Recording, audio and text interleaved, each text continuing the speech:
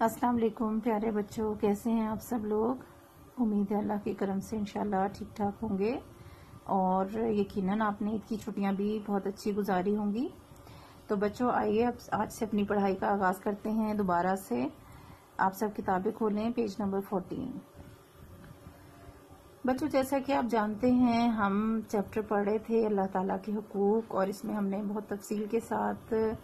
حقوق کے بارے میں حقوق کا تعارف پڑھا، اور اس کے ساتھ ساتھ اللہ تعالیٰ کے جو حقوق ہیں ان کو تفصیل کے ساتھ ہم نے پڑھ لیا تھا، جس میں اللہ تعالیٰ کے حقوق میں شامل ہے کہ اللہ تعالیٰ کی عبادت کی جائے،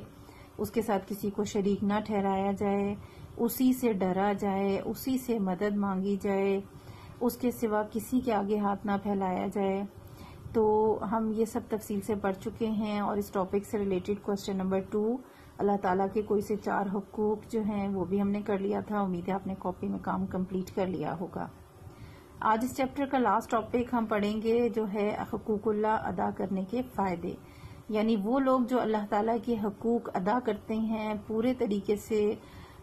جو حقوق ہم نے پریویس پیج پہ بھی پڑھا، ان تمام حقوق کو ادا کرتے ہیں، تو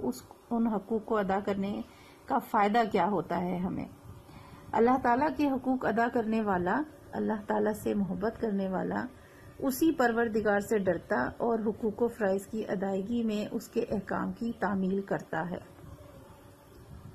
یعنی وہ شخص جو اللہ تعالیٰ کے حقوق ادا کرتا ہے اور اللہ تعالیٰ سے محبت رکھتا ہے،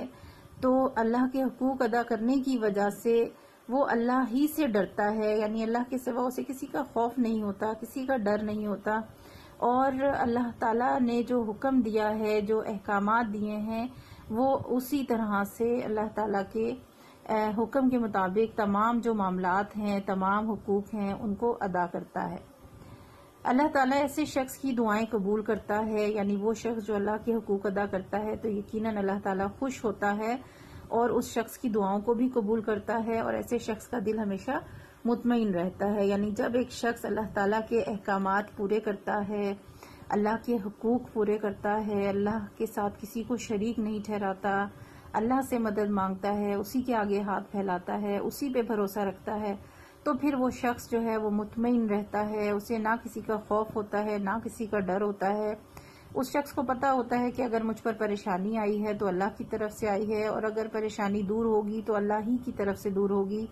کوئی بھی شخص، کوئی بھی انسان اس کی پریشانی کو، اس کی تکلیف کو دور نہیں کر سکتا، اور کسی بھی چیز سے پھر اس شخص کو خوف نہیں رہتا، لہٰذا وہ کیا ہوتا ہے، وہ شخص مطمئن رہتا ہے، پرسکون رہتا ہے۔ اللہ تعالیٰ کے حقوق ادا کرنے والا دنیا اور آخرت دونوں میں کامیاب ہوتا ہے، اور فائدہ ایک یہ بھی ہے کہ جو شخص اللہ تعالیٰ کے حقوق ادا کرتا ہے وہ دنیا میں بھی کامیاب ہوتا ہے اور آخرت میں بھی کامیاب ہوتا ہے۔ ظاہر ہے کہ یہ زندگی عارضی ہے، اس دنیا میں ہم ہمیشہ کے لیے نہیں رہیں گے، اس دنیا میں ہم نے کچھ عرصہ وقت گزارنا ہے، اور پھر ہماری حقیقی زندگی ہے جو آخرت کی زندگی ہے، اور یہ سب چیزوں کا اختیار، ساری بادشاہت، سب کچھ اللہ کے پاس ہے۔ تو جب ہم اللہ تعالیٰ کے حقوق ادا کرتے ہیں، اس کی مرضی کے مطابق زندگی گزارتے ہیں، اس کے احکامات پر عمل کرتے ہیں، تو ہماری دنیا بھی کامیاب ہوتی ہے، اور پھر ہم اس کی جو ہے فرما برداری کرنے کی وجہ سے آخرت میں بھی کامیاب ہوتے ہیں۔ تو یہ فائدے تھے، کچھ تھوڑے سے یہاں بیان کیے گئے ہیں۔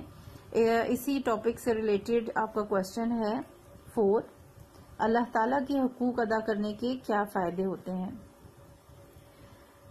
یہاں پر آپ کا کوشچن نمبر 3 ہمارا باقی رہ گیا تھا، اللہ تعالیٰ کے ناموں کے بارے میں حدیث تحریر کریں۔ یہ آپ کی ایک چیپٹر میں موجود نہیں ہے، میں اس کے لیے آپ کو ایک نوٹ چھوٹا سا آپ کو سینڈ کر دوں گی، ایک حدیث لکھنی ہے چھوٹی سی آپ نے اللہ تعالیٰ کے ناموں کے بارے میں، اور اس کے بعد چوتھا ہے سوال اللہ تعالیٰ کے حقوق ادا کرنے کے کیا فائدے ہوتے ہیں، وہ یہاں پر ہم نے ابھی پڑھ لیے ہیں۔ لاسٹ 2 لائنز صرف آپ کو میں دوں گی، آپ صرف یہاں پر ہیڈنگ اوپر والی ضرور لکھیں گے، حقوق اللہ ادا کرنے کے فائدے، اور اس میں آپ یہاں والی لاسٹ 2 لائنز جو ہیں وہ صرف لکھیں گے، اللہ تعالیٰ ایسے شخص کی دعا قبول کرتا ہے، یہاں سے یہاں تک۔ ٹھیک ہے جی، چھوٹا سا کام ہے آپ کا، اور کوشچن نمبر 3 کا آنسر بھی بہت لانگ نہیں ہے، وہ میں انشاءاللہ آپ کو ساتھ سینڈ کر دوں گی۔